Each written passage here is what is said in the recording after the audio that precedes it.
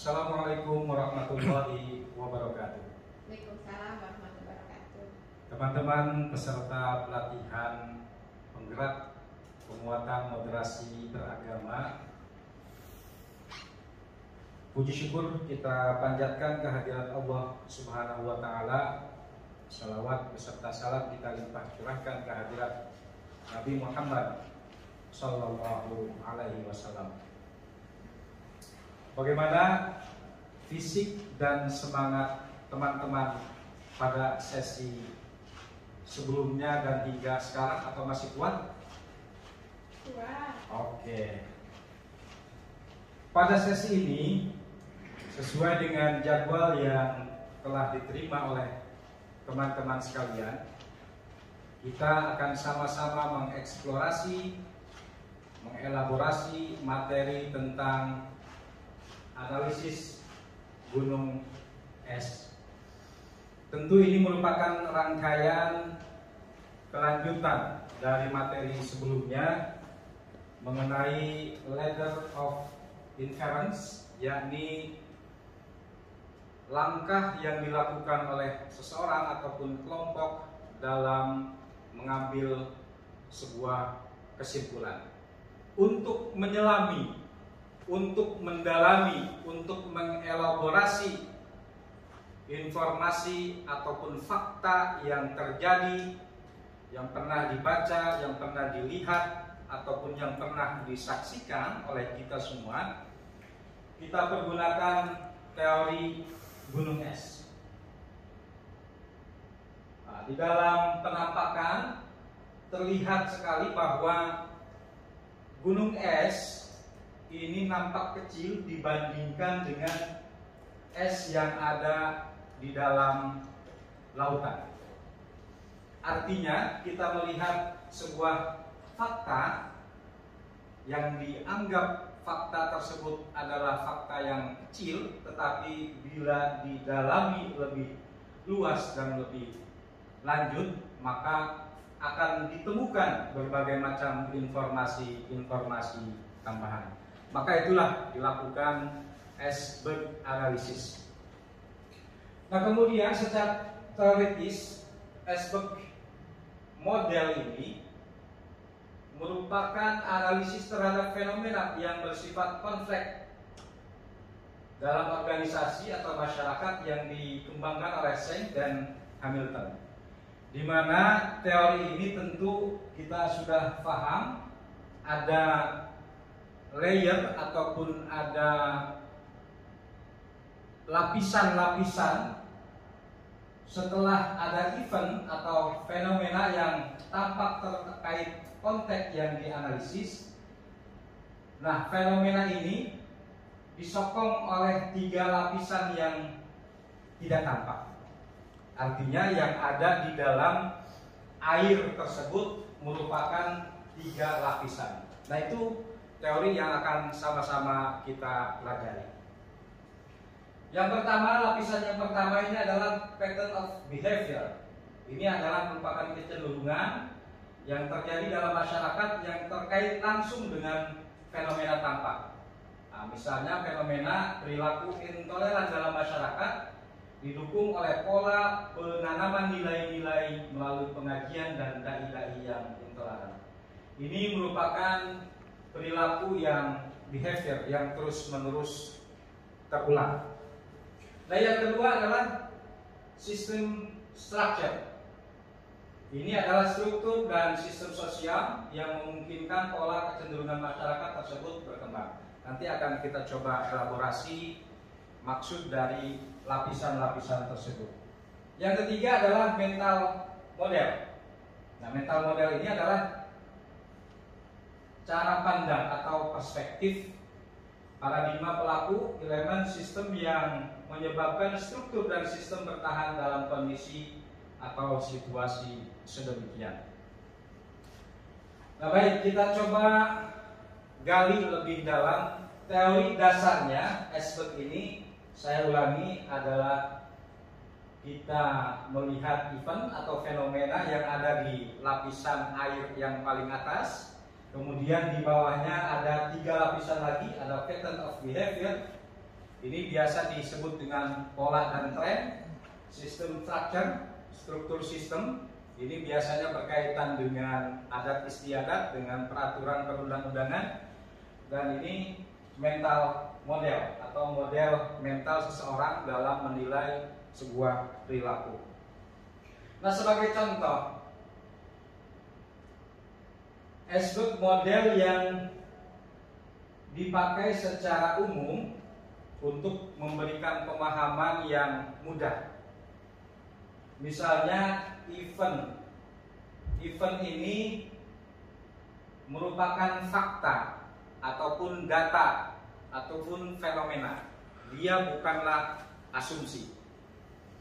Jadi event ini memang betul-betul realitas, fakta, informasi yang teruji secara empirik dan ataupun data-data yang dihasilkan atau didapat dari sebuah penelitian. Kawin anak makin marak. Ini merupakan fakta di masyarakat yang menjadi fenomena khususnya di daerah-daerah tertentu, menjadi sebuah fakta ataupun fenomena yang sudah biasa. Nah, kemudian ada kampanye nikah muda, selebrasi selebriti. Ini merupakan fakta-fakta juga. Bagaimana kita juga pernah mendengar apa yang namanya fenomena hijrah di kalangan anak-anak muda. Nah, ini event. Ini merupakan fakta, informasi ataupun data-data yang akurat. Event yang terlihat di atas permukaan air. Gunung es yang terlihat di atas permukaan air itu namanya event.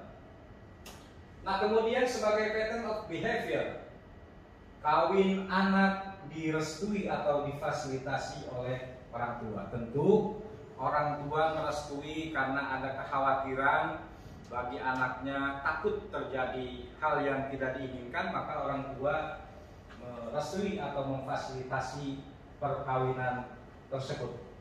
Itu merupakan pattern of behavior. Kemudian sebagai struktur sistemnya, bagaimana pemahaman keluarga, tradisi, justifikasi praktik beragama.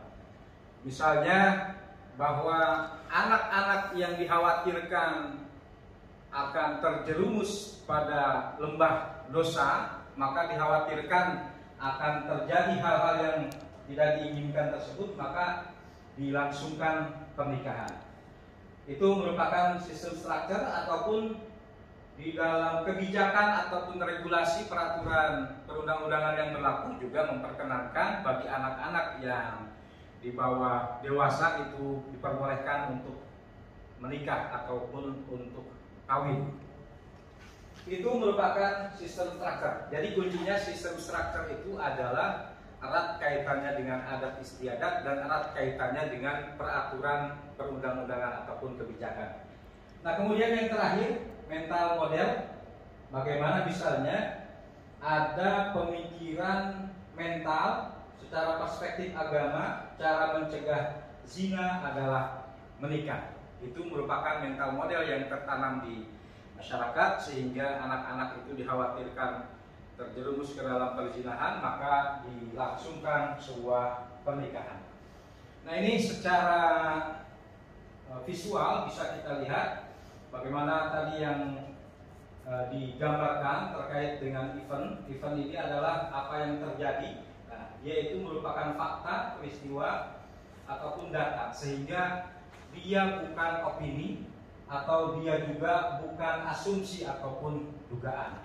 Nah, di bawah layar fakta ini ada pola dan tren, perilaku kebiasaan, kemudian struktur penyebab, ada mental model yang merupakan rangkaian dari Ashburn analysis. Kemudian para peserta sekalian bisa dilihat bahwa di dalam proses menyelami mulai dari pola, tren, struktur penyebab, mental model, kemudian akan digali sumber-sumber dari undang-undang ataupun sumber-sumber ideologinya, maka akan dilakukan rethinking, redesigning, reframing, dan juga reacting. Jadi apa yang muncul di sebelah kiri saya itu akan yang sifatnya negatif, ketika akan naik lagi itu menjadi positif. Nah, kemudian ini sebagai contoh terkait dengan moderasi beragama. Nah, jadi apa yang terjadi, misalnya ada kelompok masyarakat yang beragama secara ekstrim dalam berbagai bentuk dan respon pemenang belum optimal, itu sebagai faktanya. Kemudian sebagai pola dan trennya, tren spiritualitas, beragama secara insan dan sebagainya.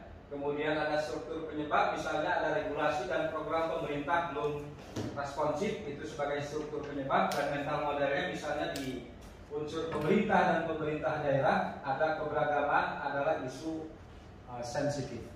Nah, selanjutnya teman-teman bisa mencoba mencari informasi bagaimana memahami event, memahami struktur, kemudian memahami event, memahami pola dan tren, memahami struktur, kemudian memahami mental model. Tentu saya akan bagikan kertas kerja. Saudara bisa mencari event yang terjadi yang merupakan fakta ataupun fenomena berdasarkan data di tempat lingkungan masing-masing. Tugasnya nanti di-share di grup WA masing-masing, silakan dikerjakan. Kemudian tugas yang kedua adalah bagaimana teman-teman mencari apa tren perkembangan dalam masyarakat yang menyebabkan peristiwa eksklusivisme dan ekstremisme. Nah, kasusnya silakan dicari nanti di WA grup, bisa dilihat dan dikerjakan. Nanti masing-masing mendapatkan kertas 4 lembar. Nanti kertas tersebut ditempel di tempat yang telah disiapkan. Tugas yang ketiga adalah apa saja tradisi atau budaya, sistem sosial dan kebijakan yang menyebabkan berbagai tren tersebut.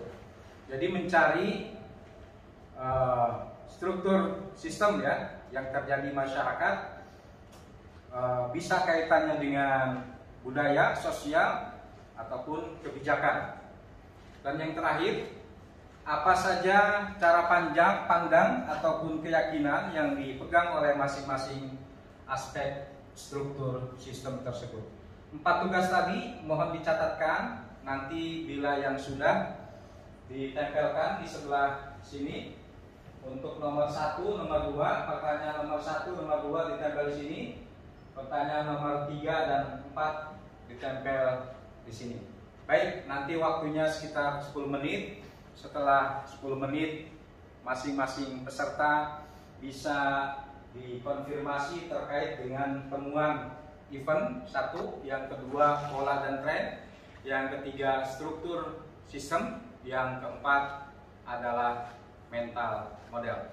Demikian teman-teman peserta, mudah-mudahan materi yang disampaikan bisa difahami dan bisa menjadi bekal bagi teman-teman untuk mendiseminasikan moderasi beragama di kalangan masyarakat. Demikian saya akhiri. Assalamualaikum warahmatullahi wabarakatuh. Waalaikumsalam.